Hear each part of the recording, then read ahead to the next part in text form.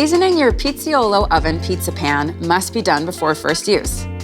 It's important because the pizza pan is made from carbon steel, meaning it needs to be treated with special care. It's also recommended to regularly season it for best performance and to extend your pan's lifespan. So, let me talk you through the process. Before we do anything though, you should know that during the seasoning process, the oven will be at a high temperature and above the flash point of the oil. What this means is that due to the high temperature, the oil can flash or ignite. But if this happens, don't worry, as this is normal. Just keep the door closed and any flames will extinguish on their own. To minimize the risk of this happening, it's very important that you use the exact amount of oil prescribed by the oven's instructions. To season your pizza pan, set the style dial to 750 degrees Fahrenheit, which will preheat your Pizzaiolo oven. Using a dry paper towel or cloth, wipe down the pizza pan.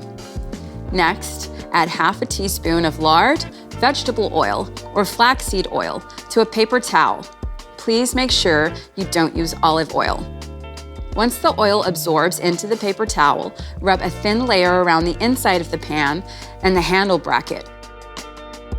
Now, place the pizza pan into the preheated oven onto the deck for 10 minutes.